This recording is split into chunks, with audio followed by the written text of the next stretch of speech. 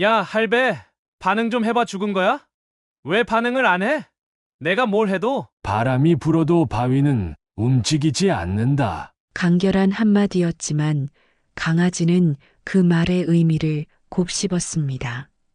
그는 자리로 돌아가며 처음으로 혼란스러운 감정을 느꼈습니다. 왜 이 노인만은 자신을 두려워하지 않는 것일까? 그의 도발에 반응하지 않는 이유는 무엇일까? 다음 날 아침 강아지는 여느 때와 달리 정호산을 괴롭히지 않았습니다.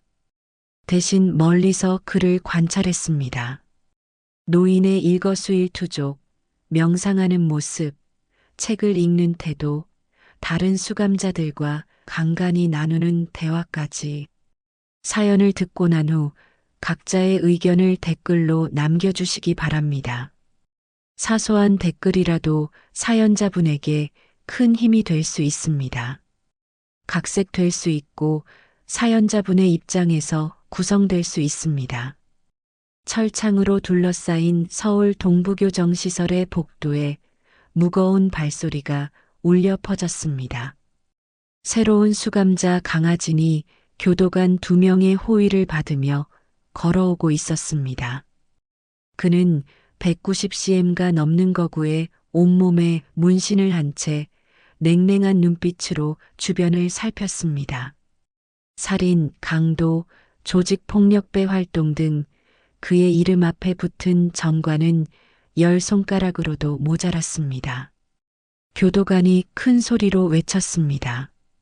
모두 자리에 앉아. 강아진이 발을 딛자 감방 안의 공기가 순식간에 얼어붙었습니다. 수감자들은 하나둘씩 그에게서 시선을 돌렸고 웅성거리던 소리도 사라졌습니다. 그의 이름과 악명은 이미 이곳에도 퍼져 있었습니다. 강아지는 주변의 반응에 만족한 듯 입꼬리를 올리며 감방을 둘러보았습니다. 그러나 구석에서 명상을 하고 있던 백발의 노인만이 유일하게 그를 신경 쓰지 않는 듯 했습니다. 노인은 눈을 감은 채 깊은 호흡에 집중하고 있었습니다. 강아지는 자신을 무시하는 듯한 노인의 태도에 눈썹을 찌푸렸습니다. 그는 자기 옆에 서 있던 왜소한 수감자의 멱살을 잡았습니다. 저 노인 뭐 하는 놈이야? 수감자는 떨리는 목소리로 대답했습니다. 정호산 할아버지요. 여기서 10년째 아무한테도 피해 안 주고 조용히 지내는 분입니다. 강아지는 수감자를 밀쳐내고 노인을 향해 성큼성큼 걸어갔습니다. 할배, 내가 누군지 알아? 눈 좀 떠봐. 정호사는 아무런 반응도 보이지 않았습니다. 마치 강아진이 존재하지 않는 것처럼 명상에 집중했습니다. 강아진의 얼굴이 분노로 일그러졌습니다. 저 늙은이 내치워. 거슬려. 그의 말에 감방 안의 수감자들은 숨을 죽였지만 누구도 움직이지 않았습니다.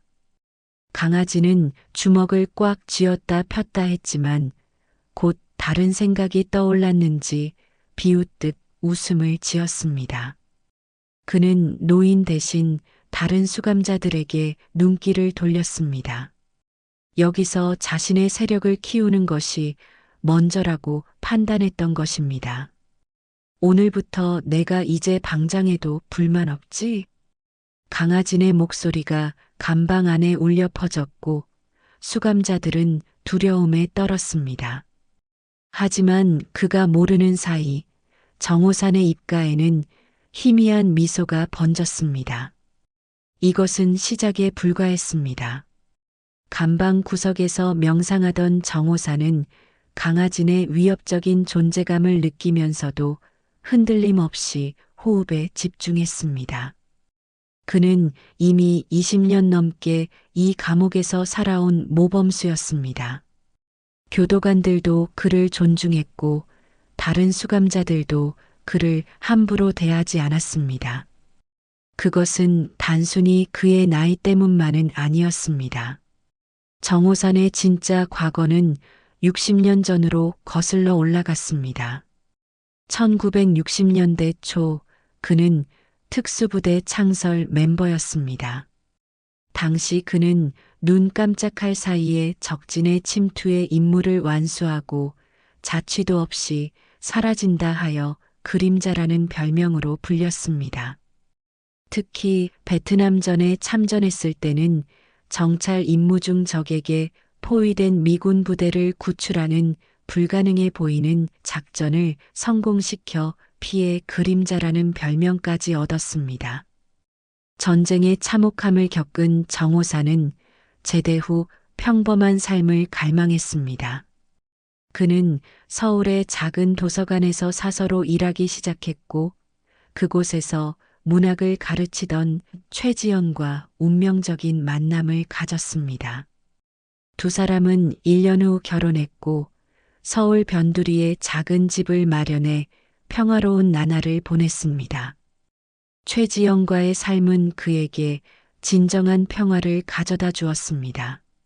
전쟁의 기억과 피해 냄새를 지워준 유일한 존재였습니다. 하지만 행복은 오래가지 않았습니다. 결혼 5년 차 최지연이 갑작스러운 교통사고로 세상을 떠났습니다. 그날 이후 정호산의 삶은 다시 어둠 속으로 빠져들었습니다. 술에 의지하며 방황하던 그는 우연히 옛 전우를 만났고 그를 통해 사설 경호업체에 취직하게 되었습니다. 정호산의 특수 기술은 곧 지하 세계에도 알려졌고 그는 점차 위험한 일에 연루되기 시작했습니다. 처음에는 단순한 경호 업무였지만 시간이 지날수록 불법적인 일에 가담하게 되었습니다. 과거의 피해 그림자가 다시 그의 삶을 지배하기 시작한 것입니다. 마침내 15년 전 정호사는 대형 기업의 비리를 캐던 한 검사를 제거해달라는 의뢰를 받았습니다. 오랜 세월 감정을 억누르며 살아온 그였지만 이 일만큼은 양심의 가책을 느꼈습니다. 결국 그는 의뢰를 거절했고 오히려 그 검사에게 모든 정보를 넘겼습니다. 그러나 지하세계의 배신자가 된 정호사는 곧 보복의 대상이 되었습니다. 그는 자신을 죽이러 온 킬러들과 맞서 싸우다 2명을 죽이고 말았습니다. 법정에 선 그는 자신의 모든 죄를 고백했고 살인죄로 종신형을 선고받았습니다. 내가 죽인 사람들은 결국 나와 같은 사람들이었어. 그들도 나처럼 누군가의 도구였을 뿐이지.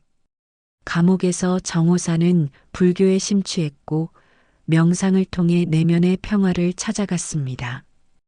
그는 더 이상 과거의 피해 그림자가 아니었습니다. 그저 자신의 죄를 참회하며 남은 생을 보내려는 노인일 뿐이었습니다.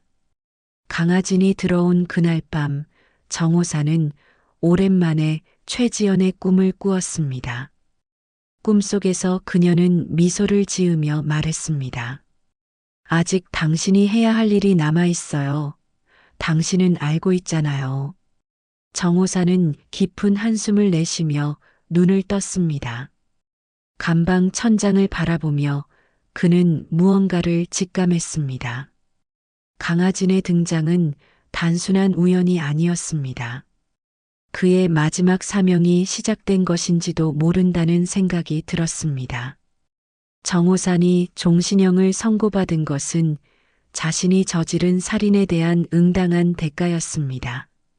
하지만 그가 감옥에서 참회하며 보낸 세월 속에는 또 다른 어둠이 숨겨져 있었습니다. 과거를 돌이켜보면 그의 인생을 완전히 바꿔놓은 사건은 최지연의 죽음이었습니다. 최지연의 교통사고는 사실 의문점이 많은 사건이었습니다. 당시 경찰 조사에 따르면 그녀는 횡단보도를 건너다 과속 차량에 치여 즉사했습니다. 그러나 목격자들의 증언은 서로 달랐고 CCTV는 고장으로 작동하지 않았습니다. 정호사는 아내의 죽음이 단순한 사고가 아니라는 직감이 들었지만 증거가 없었습니다. 그로부터 6개월 후 새벽에 정호산의 집에 괴한들이 침입했습니다. 그는 특수부대 출신답게 침착하게 대응했지만 다음 날 아침 경찰이 그를 체포했습니다. 그의 집 지하실에서 시체가 발견된 것입니다. 피해자는 최지연의 사고를 조사하던 사설 탐정이었습니다. 현장에는 정호산의 지문이 선명하게 남겨져 있었고 그가 베트남전 때 사용했던 특수 단검이 살인 무기로 발견되었습니다. 결정적으로 그의 유일한 알리바이였던 전우마저 증언을 번복했습니다. 그날 밤 정호산과 함께 있지 않았습니다. 이전 증언은 오랜 전우를 위한 거짓말이었습니다. 재판 과정에서 검찰은 정호산이 아내의 죽음에 대한 조사를 방해하기 위해 탐정을 살해했다고 주장했습니다. 모든 증거가 그를 향해 있었고 그의 군 경력과 특수 기술은 오히려 불리하게 작용했습니다. 결국 정호산은 또 다른 살인죄로 종신형을 선고받았습니다. 감옥에 들어온 첫 해 정호산은 필사적으로 진실을 밝히려 노력했습니다. 변호사를 통해 재심을 청구했고 증거 불충분을 주장했습니다. 하지만 모든 노력은 수포로 돌아갔습니다. 어느 날 면회를 온 변호사가 그에게 충격적인 이야기를 전했습니다. 더 이상 진실을 파헤치지 마세요. 당신 아내의 죽음부터 모든 것이 연결되어 있습니다. 아주 위험한 자들이 관여하고 있어요. 이 이상 파고들면 더 많은 사람들이 다칠 겁니다. 그날 이후 정호사는 모든 것을 내려놓았습니다. 진실이 무엇이든 더 이상의 희생은 원치 않았습니다. 그는 불교 경전을 읽기 시작했고 명상을 통해 내면의 평화를 찾아갔습니다. 이 또한 내 업이다라는 생각으로 상황을 받아들였습니다. 감옥에서의 세월은 그를 완전히 다른 사람으로 변화시켰습니다. 처음 5년간 그는 주로 도서관에서 시간을 보냈습니다. 방대한 양의 책을 읽으며 마음의 평온을 찾아갔습니다. 특히 불교 철학과 명상에 깊이 빠져들었고 감옥 생활 10년 차에는 교도소 내 명상 프로그램을 직접 이끌기 시작했습니다. 다른 재소자들에게 정호사는 존경의 대상이었습니다. 그의 조용한 위엄과 지혜는 폭력적인 감옥 환경 속에서도 특별한 존재감을 발휘했습니다. 교도관들도 그를 신뢰했고 종종 문제가 있는 수감자들의 상담을 그에게 부탁하기도 했습니다. 분노는 독이다. 내가 마시고 상대방이 죽기를 바라는 독약과 같다. 이것은 정호산이 자주 하던 말이었습니다. 그는 자신의 과거와 분노를 완전히 내려놓고 현재의 순간에 집중하는 법을 배웠습니다. 감옥은 그의 몸을 가두었지만 그의 정신은 오히려 자유로워졌습니다. 그렇게 20년의 세월이 흘렀고 70세가 된 정호사는 감옥에 살아있는 전설이 되었습니다. 새로운 수감자들이 오면 모두 그에 대한 이야기를 듣게 되었고 대부분은 그를 존중했습니다. 그러나 강하진의 등장은 이 평화로운 균형을 깨뜨렸습니다. 강하진이 감옥에 들어온 그날 밤 정호사는 오랜만에 악몽을 꾸었습니다. 꿈속에서 최지연은 피에 젖은 채 그를 바라보며 말했습니다. 진실은 아직 묻혀 있어요. 당신이 그것을 찾아야 해요. 정호사는 식은땀을 흘리며 깨어났습니다. 그는 어둠 속에서 강아진의 기척을 느꼈습니다. 무언가 익숙한 그러나 오래전에 잊었던 감각이 그를 뒤덮었습니다. 마치 과거의 그림자가 다시 그를 찾아온 것 같았습니다. 강아진이 감옥에 들어온 지 일주일이 지났습니다. 그 짧은 시간 동안 그는 419호 감방의 분위기를 완전히 장악했습니다.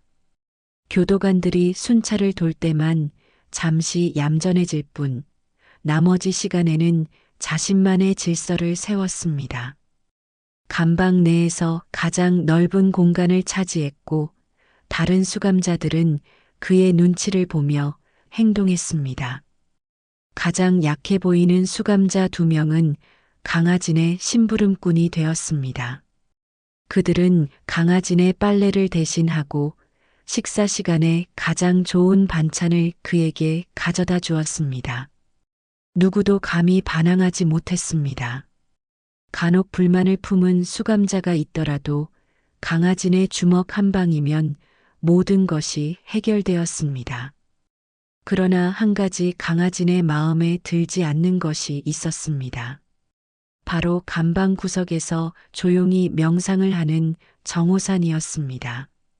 강아진이 아무리 감방을 장악해도 정호산만은 그에게 눈길 한 번 주지 않았습니다. 마치 그가 존재하지 않는 것처럼 행동했습니다.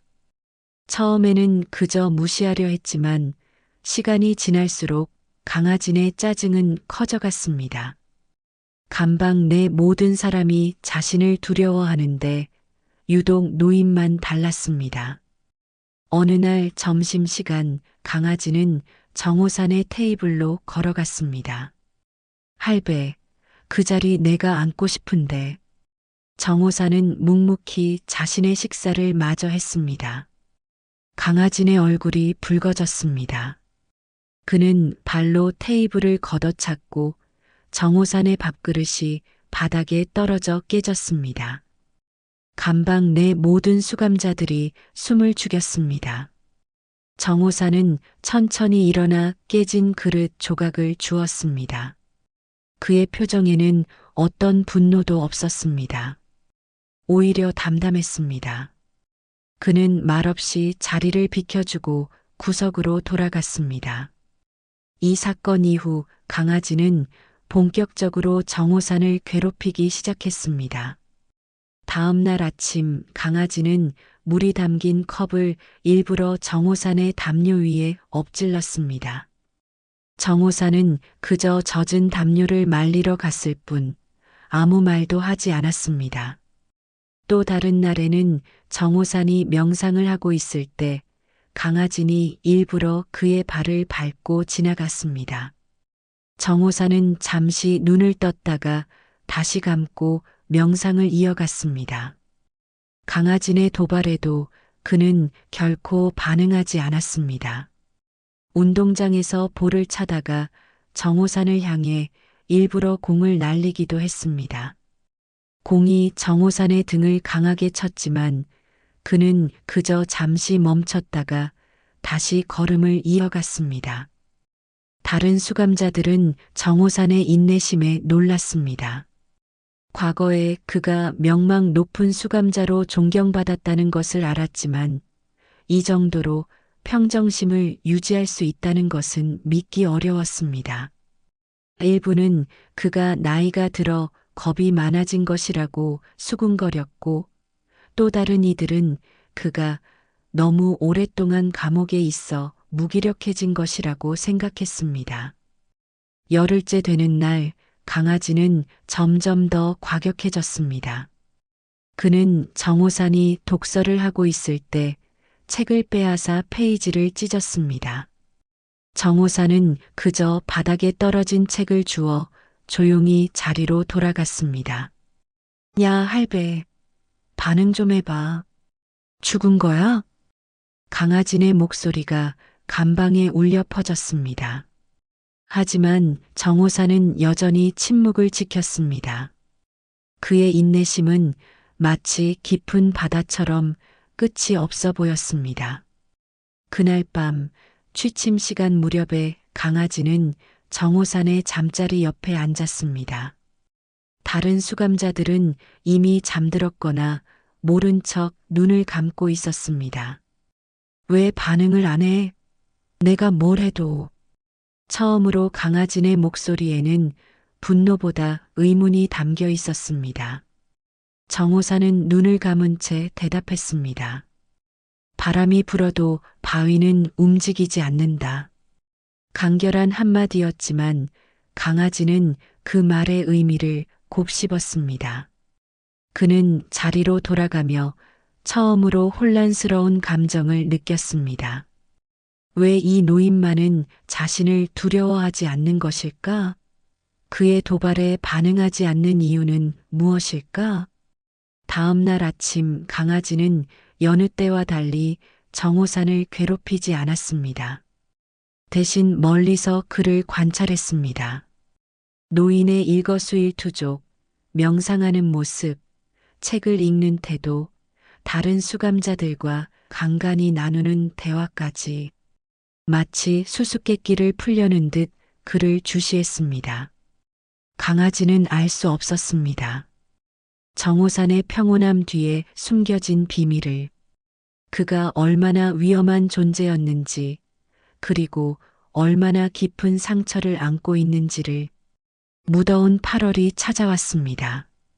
교정시설의 콘크리트 건물은 마치 거대한 오븐처럼 열기를 품고 있었습니다. 수감자들에게 샤워 시간은 유일한 위안이었고 감방의 수감자들도 예외는 아니었습니다. 일주일에 2번 주어지는 샤워 시간을 모두가 기다렸습니다. 그날 오후 감방문이 열리고 교도관 최병수가 외쳤습니다. 샤워 시간, 정렬해서 이동합니다. 수감자들은 수건과 비누를 들고 일렬로 복도에 섰습니다. 정호사는 늘 그렇듯 맨 뒤에 조용히 서 있었습니다. 강아지는 당연하다는 듯 줄의 맨 앞에 자리했습니다. 그는 지난 2주일 동안 절대 권력자가 되었습니다.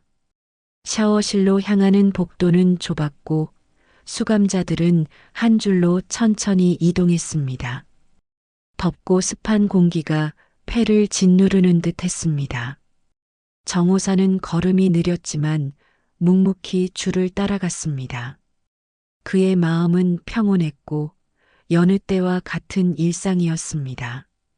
마침내 샤워실에 도착했고 수감자들은 각자 자리를 잡았습니다. 좁은 공간에 10여 명의 수감자들이 옷을 벗고 샤워를 시작했습니다. 물소리와 수증기가 샤워실을 가득 채웠습니다. 정호사는 구석에 자리를 잡았습니다. 그는 천천히 옷을 벗고 차가운 물을 틀었습니다. 노년의 그에게 차가운 물은 오히려 정신을 맑게 해주는 느낌이었습니다. 그는 눈을 감고 물줄기가 자신의 몸을 타고 흐르는 감각에 집중했습니다. 문득 정호산의 시선이 강아진에게 향했습니다. 강아지는 샤워실 중앙에서 커다란 자태를 뽐내고 있었습니다. 그의 몸은 근육으로 가득했고 여러 문신들이 그의 피부를 장식하고 있었습니다. 정호사는 무심코 그 문신들을 바라보았습니다. 그리고 그 순간 시간이 멈춘 것 같았습니다. 강아지네 등 왼쪽 어깨뼈 아래에는 특별한 문신이 있었습니다. 검은 뱀이 붉은 까마귀를 감싸고 있는 형상이었습니다. 그 문신을 본 순간 정호산의 마음속에서 무언가가 폭발했습니다. 숨이 멎는 듯한 충격이 그를 덮쳤습니다. 20년 전 자신의 지하실에서 탐정의 시체가 발견되었던 날 밤. 그날 밤 정호사는 실제로 침입자와 마주쳤습니다. 어둠 속에서 짧은 격투가 있었고 침입자는 도망쳤습니다. 그러나 그 순간 정호사는 침입자의 손목에서 특별한 문신을 보았습니다. 검은 뱀과 붉은 까마귀. 바로 강아진의 등에 있는 것과 동일한 문신이었습니다. 그날 그 문신. 그건 너였구나. 정호산의 입에서 작은 중얼거림이 새어나왔습니다. 그의 손은 떨리기 시작했고 심장은 마치 폭풍우 치는 밤의 파도처럼 거세게 뛰었습니다. 수십 년간 숨겨져 있던 기억들이 홍수처럼 밀려왔습니다.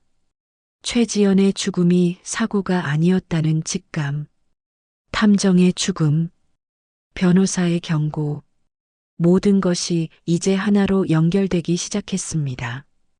강아진의 등장은 우연이 아니었습니다. 그는 정호산의 과거와 연결된 인물이었습니다. 정호산은 떨리는 다리로 샤워실 벽에 기대섰습니다. 물방울이 그의 얼굴을 타고 흘러내렸지만 그것이 샤워물인지 눈물인지 구분할 수 없었습니다.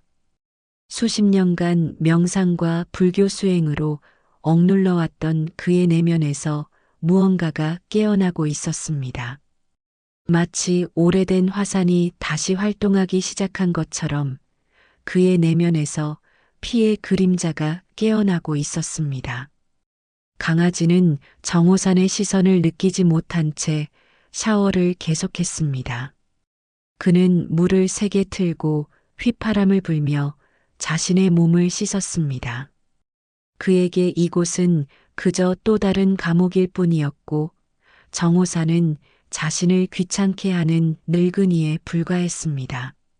샤워를 마친 수감자들이 하나둘 옷을 입기 시작했습니다. 정호산은 기계적으로 몸을 닦고 옷을 입었습니다. 그의 겉모습은 평소와 다름없었지만 내면에서는 폭풍이 일고 있었습니다. 감방으로 돌아가는 길, 정호산의 걸음은 무거웠습니다. 그는 이제 자신이 해야 할 일이 무엇인지 알았습니다. 20년 전 억울하게 누명을 쓰고 감옥에 들어온 이유, 최지연이 죽은 진짜 이유, 그리고 자신의 마지막 사명이 무엇인지를. 그날 밤 정호산은 오랜만에 명상을 하지 않았습니다. 대신 그는 눈을 뜨고 감방 천장을 바라보며 깊은 생각에 잠겼습니다. 그의 눈에는 오랫동안 보이지 않았던 불꽃이 타오르고 있었습니다. 문신을 발견한 후 일주일 동안 정호산은 평소와 다름없이 행동했습니다. 그는 여전히 아침에 일어나 명상을 했고 도서관에서 책을 읽었으며 다른 수감자들과 차분히 대화를 나눴습니다. 그러나 그의 내면은 완전히 달라져 있었습니다. 오랫동안 잠들어 있던 피의 그림자가 깨어나 그의 모든 감각을 날카롭게 만들었습니다. 그는 강아진을 면밀히 관찰했습니다.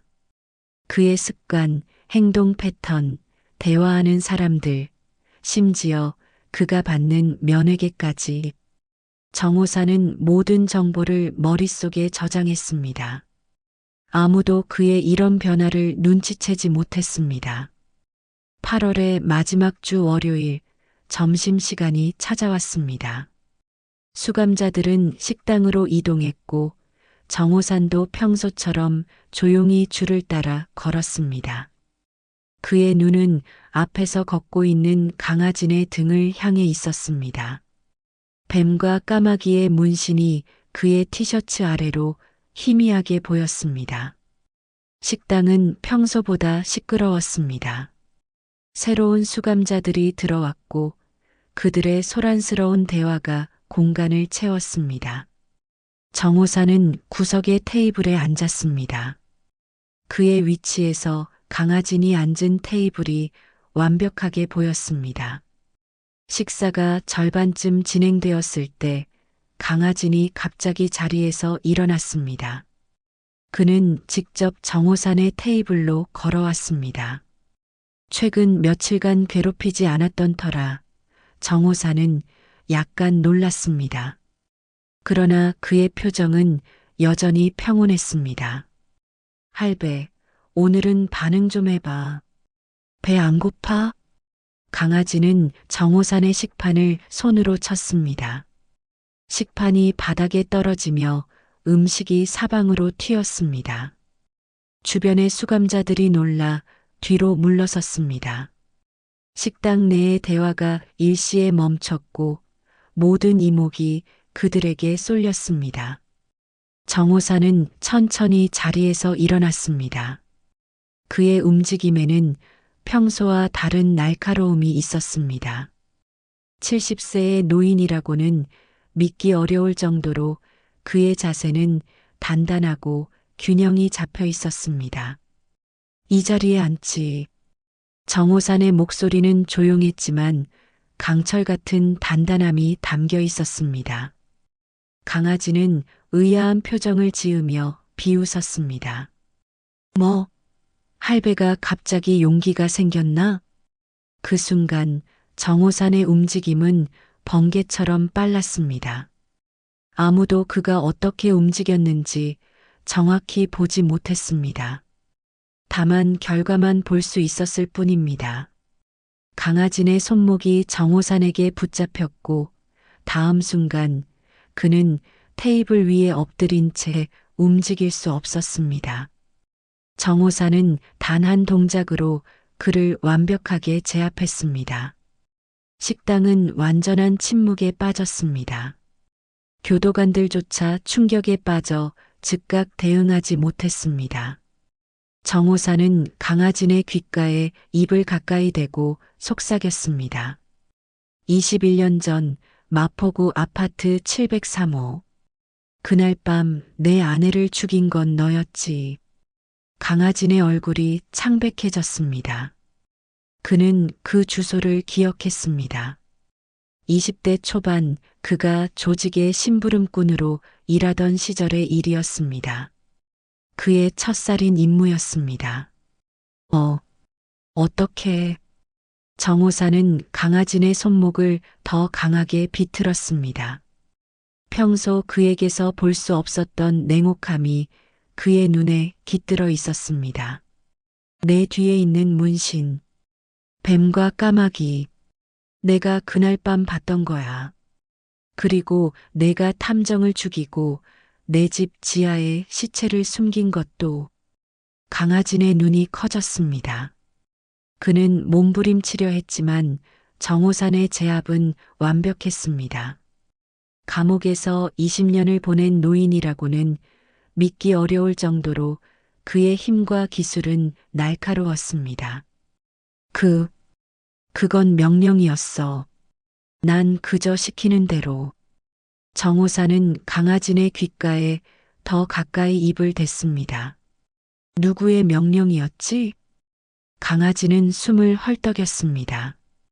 공포가 그의 눈에 서렸습니다. 최영민, 태평양 그룹 회장. 당신 아내가 그의 비리를 조사하고 있었어. 탐정은 증거를 찾았고, 당신에게 누명을 씌운 것도 계획의 일부였어. 정호산의 눈이 일순간 격렬한 분노로 타올랐다가 이내 차분해졌습니다. 그는 오랫동안 의심했던 진실을 마침내 확인했습니다. 최지연이 도서관에서 일하면서도 비밀리에 조사해온 대기업의 비리. 그녀의 죽음이 단순한 사고가 아니었다는 직감이 옳았습니다. 경비대, 싸움이다. 교도관들이 마침내 상황을 인지하고 달려왔습니다. 정호사는 천천히 강아지를 놓았습니다. 그는 아무런 저항 없이 교도관들에게 체포되었습니다. 그의 표정은 다시 평온해졌지만 눈에는 결의가 가득했습니다. 강아지는 테이블에서 미끄러져 바닥에 주저앉았습니다. 그의 얼굴은 공포로 일그러져 있었습니다. 그는 방금 자신이 무엇을 마주했는지 깨달았습니다. 전설의 피의 그림자, 그가 바로 정호산이었습니다. 정호산은 교도관들에게 이끌려 나가며 마지막으로 강아지를 돌아보았습니다. 더 이상 그는 명상하는 노인이 아니었습니다. 그의 눈에는 복수의 불꽃이 타오르고 있었습니다. 식당에서의 사건 이후 정호사는 독방에 격리되었습니다. 교도소 규정상 폭력 사태를 일으킨 수감자는 징계를 받아야 했기 때문입니다. 그는 좁은 공간에 혼자 갇혔습니다. 침대 하나와 화장실만 있는 공간이었지만 정호산에게는 오히려 평화로운 시간이었습니다. 그는 침대에 앉아 명상을 했습니다. 이제 그의 명상은 평화를 찾기 위한 것이 아니었습니다. 20년 만에 깨어난 피의 그림자는 과거의 기억과 기술을 되살리고 있었습니다. 베트남 정글에서 적을 기다리던 시간, 완벽한 암살을 위해 호흡을 조절하던 순간, 그 모든 기억이 생생하게 돌아왔습니다.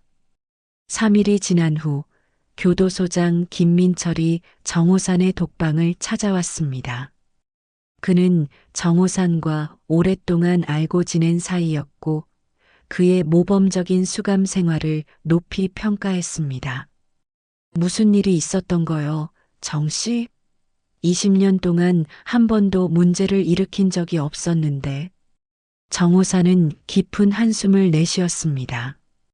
그는 김 소장에게 자신이 알게 된 진실을 간략하게 설명했습니다. 아내의 죽음, 누명, 그리고 강아진과의 연결고리까지. 김 소장은 충격을 받은 표정으로 그의 이야기를 들었습니다.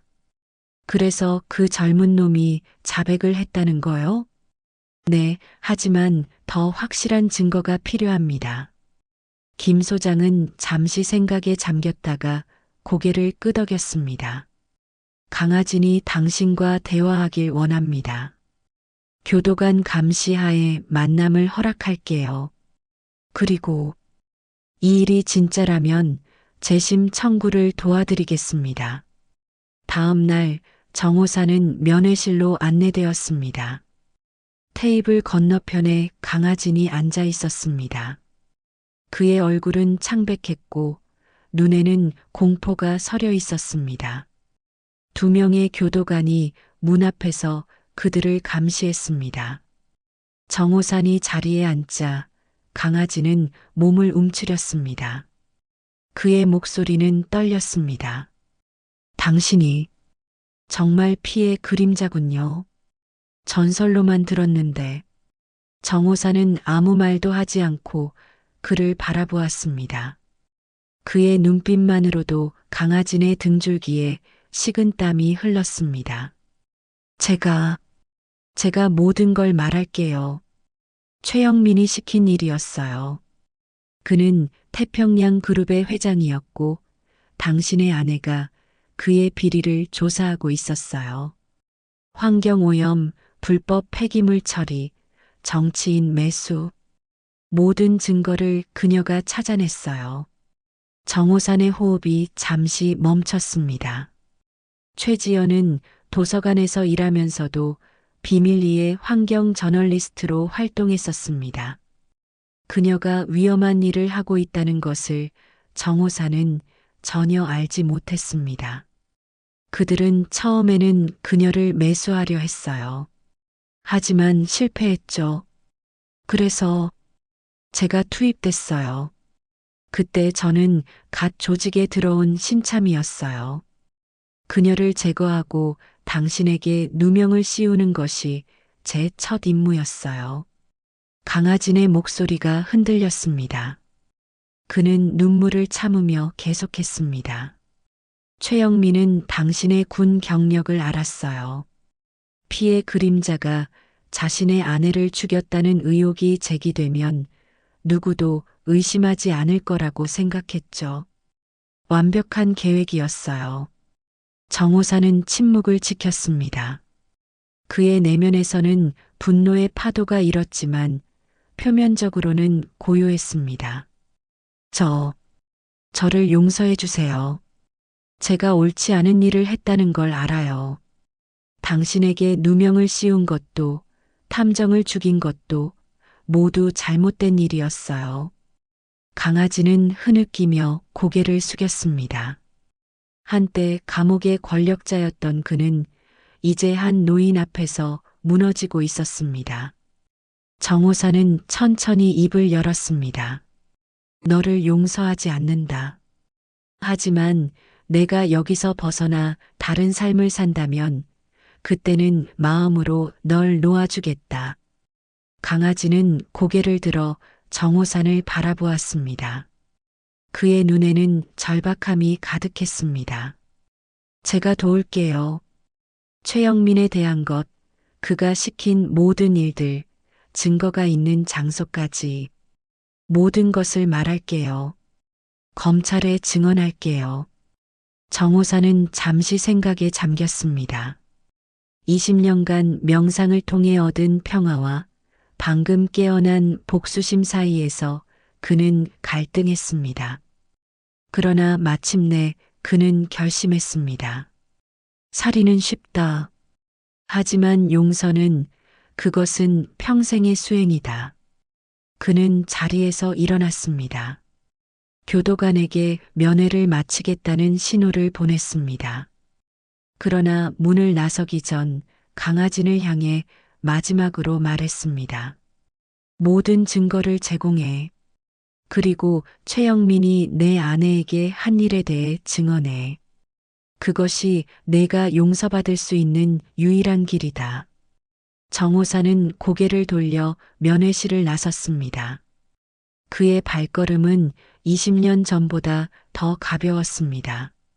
진실을 알게 된 이상, 이제 그에게는 할 일이 있었습니다. 억울한 누명을 벗고 아내의 원수를 갚는 것. 그것이 피의 그림자의 마지막 임무였습니다. 강아진의 자백 이후 정호산의 삶은 급격한 변화를 맞이했습니다. 교도소장은 약속을 지켜 검찰에 연락을 취했고 검사가 사건을 맡게 되었습니다. 21년 전 사건의 재조사가 공식적으로 시작된 것입니다. 9월의 첫째 주 강도윤 검사가 교도소를 방문했습니다. 그는 30대 후반의 날카로운 눈매를 가진 남성으로 검찰 내에서도 원칙주의자로 알려진 인물이었습니다. 정호산은 면회실에서 그를 만났습니다. 정호산 씨, 강아진의 증언을 들었습니다. 최영민 태평양 그룹 회장에 대한 의혹이 사실이라면 이건 단순한 살인 사건이 아니라 대기업이 연루된 대형 비리 사건입니다. 정호사는 차분하게 고개를 끄덕였습니다. 강도윤 검사는 파일을 펼치며 계속했습니다. 21년 전 증거들을 다시 검토했습니다. 당시 재판에서 결정적이었던 증거들의 조작 흔적이 보입니다. 특히 귀하의 지하실에서 발견된 탐정의 시체와 관련해 법의학 분석에 의문점이 많습니다. 검사는 21년 전 현장 사진들을 보여주었습니다. 정호사는 그 사진들을 처음 보는 것이었습니다. 그는 천천히 사진들을 살펴보았습니다. 강아진이 중요한 정보를 제공했습니다. 태평양 그룹이 불법 폐기물을 매립한 장소, 최영민 회장이 정치인들에게 뇌물을 준 증거, 그리고 최지연 씨의 죽음과 관련된 모든 증거들이 보관된 창고 위치까지요. 정호산의 눈이 빛났습니다. 최지연이 목숨을 걸고 모은 증거들이 아직 존재한다는 사실이 그에게 희망을 주었습니다. 우리는 이미 해당 창고를 압수수색했고 귀하의 아내가 수집한 모든 자료를 확보했습니다.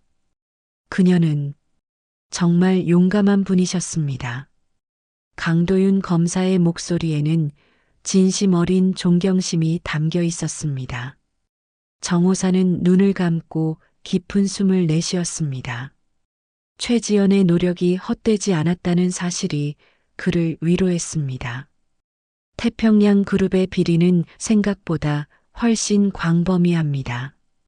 최영민 회장은 현재 해외로 도피한 상태지만 국제형사경찰기구를 통해 체포영장을 발부했습니다. 그리고 정호산 씨 귀하의 재심 청구가 받아들여졌습니다. 정호산은 고개를 들어 검사를 바라보았습니다. 재심. 그 단어는 그에게 너무나 멀게만 느껴졌던 희망이었습니다. 절차가 복잡하겠지만 강하진의 증언과 새로운 증거들을 바탕으로 귀하의 무죄를 입증할 수 있을 것입니다. 석방까지는 시간이 걸리겠지만 가능성이 높습니다. 이 소식은 교도소 내에 빠르게 퍼졌습니다. 419호 감방으로 돌아온 정호산을 수감자들이 달리 대하기 시작했습니다. 이전에도 그는 존경받는 인물이었지만 이제는 그 존경이 경외심으로 바뀌었습니다. 피의 그림자의 전설이 사실이었고 게다가 그는 억울한 누명을 쓴 무고한 사람이었다는 사실이 밝혀졌기 때문입니다. 강아지는 다른 교도소로 이감되었습니다. 검찰과의 협조로 그의 형량은 감소될 가능성이 있었지만 그가 저지른 살인과 조직 범죄의 책임에서 완전히 벗어날 수는 없었습니다. 떠나기 전 그는 정호산에게 마지막 인사를 했습니다. 내가 당신에게 한 모든 일 정말 미안합니다. 당신이 말한 대로 용서는 평생의 수행이라는 걸 이제 알겠습니다. 정호산은 그에게 고개를 끄덕였을 뿐 더 이상의 말은 하지 않았습니다. 10월이 되자 정호산의 이야기는 교도소 담장을 넘어 바깥 세상까지 알려지기 시작했습니다. 언론에서는 21년 만에 밝혀진 억울한 누명이라는 제목으로 그의 사연을 보도했습니다. 베트남전 영웅 피의 그림자가 대기업의 음모로 감옥에 갇혔다가 21년 만에 진실이 밝혀졌다는 이야기는 많은 사람들의 공분을 샀습니다. 하지만 정호산에게 석방은 더 이상 가장 중요한 문제가 아니었습니다. 그는 이미 자신만의 방식으로 자유를 찾았습니다. 최지연의 죽음에 대한 진실이 밝혀졌고 그녀의 노력이 헛되지 않았다는 사실만으로도 그는 평화를 느꼈습니다. 교도소 도서관에서 그는 여전히 명상을 했습니다. 하지만 이제 그의 명상은 과거의 고통을 잊기 위한 것이 아니라 새로운 미래를 준비하기 위한 것이었습니다. 감옥 밖의 세상은 그에게 낯설었고 70대의 노인으로서 새 삶을 시작한다는 것은 두려운 일이었습니다. 그러나 그는 준비되어 있었습니다. 다른 수감자들은 이제 그에게 조언을 구하고 그의 이야기를 듣고 싶어 했습니다. 심지어 교도관들도 그를 다르게 대했습니다. 그는 감옥 내에서 일종의 현자가 되었습니다. 감방에서 그는 이제 모든 수감자들의 존경을 받으며 그의 삶의 교훈은 많은 이들에게 영감을 주었습니다. 11월 초 정호산의 재심 첫 공판이 열렸습니다. 법정은 방청객들로 가득 찼고 언론의 관심도 뜨거웠습니다. 정호산은 차분하게 증언대에 섰습니다. 그의 목소리는 흔들림 없이 21년 전의 진실을 이야기했습니다. 그리고 재판은 예상보다 빠르게 진행되었습니다. 석방의 가능성은 이제 현실이 되어가고 있었습니다. 하지만 정호산에게 진정한 자유는 이미 찾아와 있었습니다. 그것은 진실을 알게 된 순간 그의 마음속에서 이미 시작된 새로운 여정이었습니다. 겨울이 시작되었습니다. 11월 말 첫눈이 내린 날 정호산의 재심은 마무리 단계에 접어들었습니다. 검찰은 모든 증거를 법원에 제출했고 강하진의 증언도 녹취되었습니다. 태평양 그룹의 비리 수사는 별도로 진행되고 있었지만 정호산의 무고함을 입증하는 과정은 거의 완료되었습니다. 그날 밤 419호 감방은 평소보다 조용했습니다.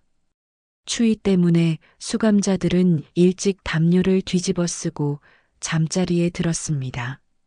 정호사는 창가에 누워 창살 너머로 내리는 눈을 바라보았습니다. 하얀 눈송이들이 어둠 속에서 춤을 추는 모습이 아름다웠습니다. 그는 지난 몇 개월간 있었던 일들을 생각했습니다. 강아진의 등장, 문신의 발견, 진실의 밝혀짐, 그리고 다가오는 석방까지 마치 긴 소설의 마지막 장을 읽는 기분이었습니다. 21년이라는 긴 시간 동안 감옥에서 살면서 그는 자신의 인생이 이렇게 극적으로 바뀔 것이라고 상상하지 못했습니다. 깊은 생각에 잠긴 채 정호사는 어느새 잠에 빠져들었습니다. 그리고 꿈속에서 그는 최지연을 만났습니다. 꿈속의 장소는 그들이 처음 만났던 도서관이었습니다. 햇살이 창문을 통해 쏟아져 들어오고 책장 사이로 먼지 입자들이 반짝이며 떠다녔습니다. 최지연은 책상 앞에 앉아 있었습니다. 그녀는 21년 전과 똑같은 모습이었습니다. 밝은 미소, 지혜로운 눈빛, 그리고 항상 그녀의 왼쪽 귀 뒤에 꽂혀 있던 연필까지. 정호사는 천천히 그녀에게 다가갔습니다. 그의 발걸음은 가벼웠고 마치 젊은 시절로 돌아간 것 같은 느낌이 들었습니다. 지연 씨. 그가 부르자 최지연이 고개를 들었습니다. 그녀는 화사하게 마치 모든 세상의 빛을 담은 것처럼 밝게 웃었습니다. 호산 씨 앉으세요. 오래 기다렸어요. 정호사는 그녀 앞에 앉았습니다. 그의 손이 떨렸습니다. 21년 동안 꿈에서조차 이렇게 선명하게 그녀를 만난 적이 없었습니다. 지연 씨, 나는 당신이 하던 일을 몰랐어요. 위험한 일을 당신 혼자서. 최지연은 고개를 저었습니다. 그녀의 눈에는 어떤 비난도 없었습니다. 제가 선택한 일이었어요. 그들의 비리를 밝히는 것이 제 사명이라고 느꼈거든요. 다만 당신을 위험에 빠뜨리게 될 줄은 몰랐어요. 정호사는 고개를 숙였습니다. 그동안 품어왔던 모든 슬픔과 죄책감이 물밀듯이 밀려왔습니다. 21년이나 걸렸어요. 진실을 알아내는데 당신을 지키지 못해서, 당신의 정의를 이루지 못해서. 최지연은 부드럽게 손을 내밀어 정호산의 손을 잡았습니다. 그녀의 손은 따뜻했고 너무나 실제 같았습니다. 호산 씨, 이제 괜찮아요. 당신은 충분히 잘했어요. 우리 모두 자신의 길을 가는 거예요. 제 길은 그곳에서 끝났지만 당신의 길은 아직 끝나지 않았어요. 그녀의 말에 정호산의 눈에서 눈물이 흘러내렸습니다. 그것은 슬픔의 눈물이 아니라 해방감의 눈물이었습니다. 그는 마침내 자신의 과거, 그리고 자신을 용서할 수 있게 되었습니다. 이제 당신은 자유예요, 호산 씨. 저도 당신도. 우리 둘 다요. 최지연의 형체가 점점 흐려지기 시작했습니다. 도서관의 빛이 그녀를 감싸고 그녀의 미소만이 선명하게 남았습니다. 잊지 마세요. 당신은 혼자가 아니에요. 그리고 당신은 늘 자유로웠어요. 정호사는 손을 뻗어 그녀를 잡으려 했지만 그녀는 이미 빛 속으로 사라지고 있었습니다. 그의 마지막 말이 꿈속에 울려 퍼졌습니다. 고마워요, 지연 씨. 당신이 있어 내 삶은 의미가 있었습니다. 정호사는 고요히 잠에서 깨어났습니다. 눈을 뜨자 감방에 천장이 보였습니다. 그의 뺨을 타고 눈물이 흘러내리고 있었지만 그의 가슴은 이상하게도 가벼웠습니다. 마치 오랫동안 짊어졌던 무거운 짐을 내려놓은 것 같은 느낌이었습니다. 창살 너머로 첫 새벽빛이 스며들기 시작했습니다. 하늘은 아직 어두웠지만 동쪽 지평선에는 희미한 푸른빛이 번지고 있었습니다. 새로운 날의 시작, 새로운 삶의 시작을 알리는 빛이었습니다. 정호사는 천천히 자리에서 일어나 창가로 다가갔습니다. 그는 오랫동안 창밖을 바라보았습니다. 눈은 그쳤고 하얀 눈이 덮인 운동장이 보였습니다. 원래대로라면 오늘도 그는 감옥에서의 일상을 보냈을 것입니다. 하지만 오늘은 달랐습니다. 오늘은 그의 재심 선고일이었습니다. 정호산의 얼굴에는 평화로운 미소가 번졌습니다. 어떤 결과가 나오든 그는 이미 마음의 자유를 얻었습니다. 최지영과의 꿈속 만남은 그에게 마지막 선물이었고 그는 이제 앞으로 나아갈 준비가 되어 있었습니다. 창문으로 아침 햇살이 비쳐들고 감방 안에는 새로운 시작의 희망이 가득 찼습니다. 2025년 12월 정호사는 무죄 판결을 받고 21년 만에 자유의 몸이 되었습니다. 대법원은 강하진의 증언과 새롭게 발견된 증거들을 바탕으로 그에게 억울한 누명이 씌워졌음을 인정했습니다. 최영민은 여전히 해외에서 도피 중이었지만 태평양 그룹의 비리는 하나둘씩 밝혀지고 있었습니다. 석방후 정호산의 이야기는 전국적으로 화제가 되었습니다. 피해 그림자의 전설적인 과거, 21년간의 억울한 수감 생활, 그리고 진실이 밝혀지는 극적인 과정까지 많은 언론에서 그의 인터뷰를 요청했지만 그는 모두 거절했습니다. 대신 그는 조용히 서울 외곽의 작은 마을로 거처를 옮겼습니다. 정부에서는 그에게 국가유공자 예우와 보상금을 제공했고 검찰은 공식적으로 사과했습니다. 하지만 정호산에게 가장 중요한 것은 평화로운 일상이었습니다. 71세의 나이에 다시 시작하는 삶은 쉽지 않았지만 그는 하루하루를 소중하게 여겼습니다. 이듬해 봄 정호사는 집 근처 고등학교의 경비원 자리를 제안받았습니다. 학교장은 그의 이야기를 알고 있었고 학생들에게 좋은 영향을 줄 수 있을 것이라 생각했습니다. 정호사는 이 제안을 받아들였습니다. 아침 일찍 학교 정문에 서서 등교하는 학생들을 맞이하는 일이 그에게 새로운 삶의 의미를 주었습니다. 하지만 모든 학생이 그를 존경하는 것은 아니었습니다. 특히 3학년 민주는 학교의 대표적인 문제아였습니다. 그는 자주 지각하고 교칙을 어기며 심지어 다른 학생들을 괴롭히기도 했습니다. 학교 선생님들조차 그를 다루기 어려워했습니다. 5월의 어느 날 아침, 민주는 개조한 오토바이를 타고 학교 앞에 나타났습니다. 소음기를 제거한 오토바이는 요란한 소리를 내며 다른 학생들을 놀라게 했습니다. 그는 정문 앞에 오토바이를 세우고 헬멧을 벗었습니다. 비켜요, 할아버지. 민준의 말투는 거칠었습니다. 정호사는 아무 말 없이 그의 앞을 막아섰습니다. 교칙상 오토바이 등교는 금지되어 있네. 민주는 비웃으며 담배를 꺼내 물었습니다.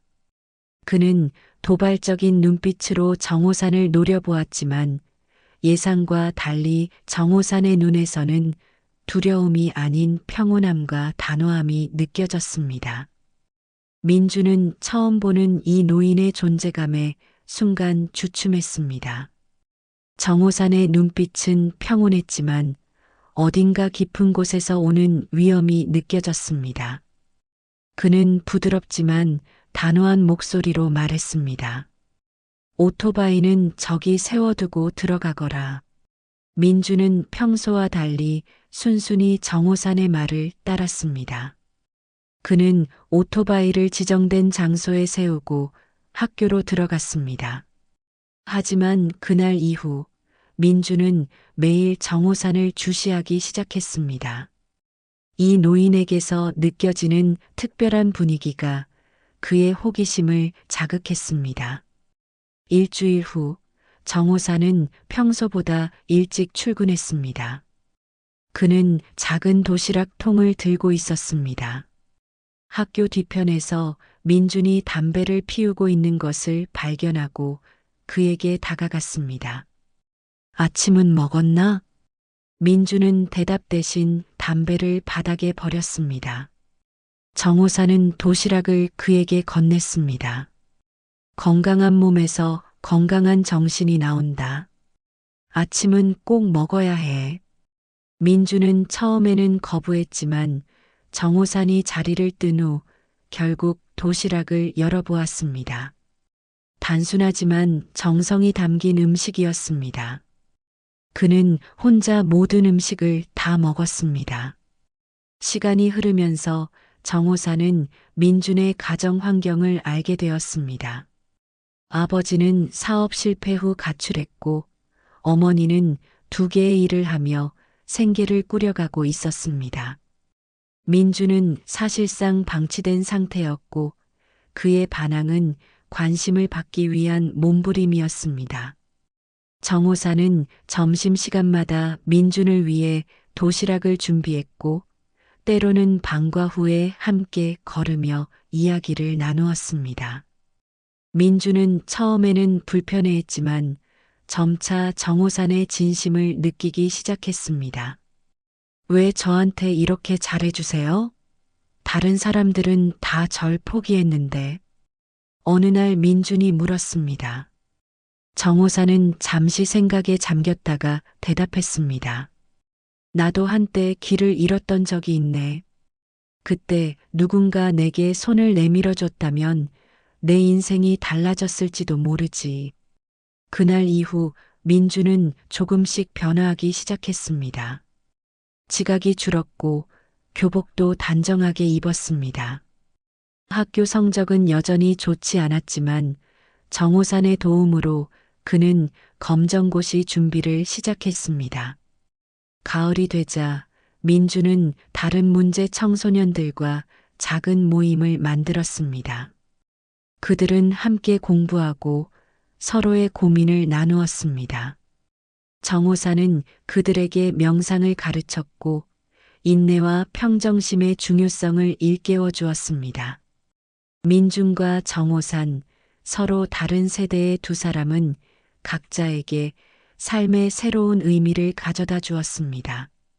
정호산에게 민준은 그가 놓쳤던 가족과 같은 존재가 되었고 민준에게 정호산은 결코 만난 적 없는 진정한 어른의 모습을 보여주었습니다. 선생님, 제가 대학에 가면 법을 공부할래요. 억울한 사람들을 도와주고 싶어요. 민준의 말에 정호사는 따뜻한 미소를 지었습니다. 그의 고통스러운 과거가 누군가의 밝은 미래를 위한 밑거름이 된다는 사실이 그에게 위안을 주었습니다. 사연을 듣고 댓글을 남겨주시기 바랍니다. 사소한 의견일지라도 사연자분에게는 큰 힘이 됩니다. 노골적인 악성 댓글은 사연자분에게 상처가 될 수 있으니 삼가 주시기 바랍니다.